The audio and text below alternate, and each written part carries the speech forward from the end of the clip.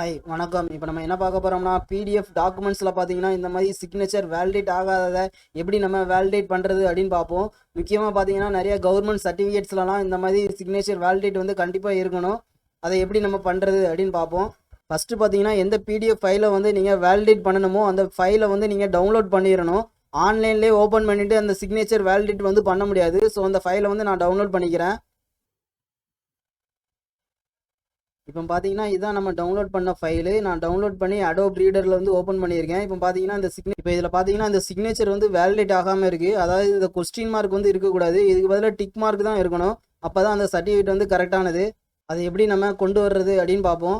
First வந்து இந்த question mark போட்டு ஒரு படம் போட்டிருக்குல்ல, இதை வந்து மவுஸ் கர்சரை வச்சு ஒரு கிளிக் பண்ணுங்கள். அதை கிளிக் பண்ணோன்னே பார்த்தீங்கன்னா இந்த மாதிரி ஒரு விண்டோ ஷோ ஆகும். இதில் பார்த்தீங்கன்னா சிக்னேச்சர் ப்ராப்பர்ட்டிஸ்ன்னு இருக்குல்ல, இதை வந்து கிளிக் பண்ணுங்கள். அதை கிளிக் பண்ணோன்னா பார்த்தீங்கன்னா இன்னொரு விண்டோ ஷோ ஆகும். இதில் பார்த்தீங்கன்னா ஷோ சிக்னேச்சர் சர்டிஃபிகேட்னு இருக்குல்ல, இதை வந்து கிளிக் பண்ணுங்கள்.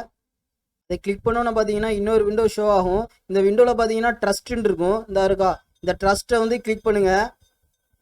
அந்த ட்ரஸ்ட்டுக்கு கீழே பார்த்தீங்கன்னா ட்ரஸ்ட் செட்டிங்ஸ்னு இருக்கா, இதில் பார்த்தீங்கன்னா எல்லாமே இன்ட்டு மார்க்கில் இருக்குது. இது எல்லாமே டிக் மார்க்கில் இருந்தால் தான் அந்த சிக்னேச்சர் வந்து வேலிடேட் ஆகும். இது எல்லாமே டிக் மார்க் பண்ணுறதுக்கு பார்த்தீங்கன்னா ஆட் டு ட்ரஸ்டட் சர்டிஃபிகேட்ஸ்னு இருக்கா, அதுக்கு கீழே இதை வந்து கிளிக் பண்ணுங்கள். கிளிக் பண்ணோன்னா இப்போ பார்த்தீங்கன்னா ஓகே கேட்கும். ஓகே கொடுங்க. ஓகே கொடுத்த பிறகு பார்த்தீங்கன்னா இந்த மாதிரி ஒரு விண்டோ ஓப்பன் ஆகும். இந்த விண்டோவில் பார்த்தீங்கன்னா கீழே வந்து சர்டிஃபிகேட் டாக்குமெண்ட்ஸ்னு இருக்கும். ஒரு செக் பாக்ஸ் போட்டு இந்த பாக்ஸ் மாதிரி இருக்கா, இதை வந்து கிளிக் பண்ணுங்கள். கிளிக் பண்ணோன்னு பார்த்தீங்கன்னா இதில் ஒரு டிக் மார்க் வரும். இதுக்கு கீழே பார்த்தீங்கன்னா ஒரு 3 பாக்ஸ் இருக்கும். அந்த 3 பாக்ஸையும் இது மாதிரி டிக் பண்ணிக்கோங்க.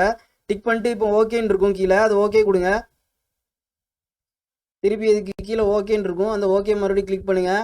எல்லாம் செட் பண்ணிட்டு இதுக்கு கீழே பார்த்தீங்கன்னா வேலிடேட் சிக்னேச்சர்னு இருக்கா, அந்த வேலிடேட் சிக்னேச்சர் வந்து கிளிக் பண்ணுங்கள். வேலிடேட் சிக்னேச்சர் வந்து கிளிக் பண்ணோன்னா பார்த்தீங்கன்னா நமக்கு அந்த கொஸ்டின் மார்க் வந்து டிக் மார்க் எழுதணும். இப்போ இதை க்ளோஸ் பண்ணி பார்ப்போம். இப்போ பார்த்தீங்கன்னா அந்த சிக்னேச்சர் வந்து நமக்கு வேலிடேட் ஆகிட்டு. இந்த வீடியோ பிடிச்சிருந்தா சப்ஸ்கிரைப் பண்ணுங்கள், லைக் பண்ணுங்கள். தேங்க்யூ.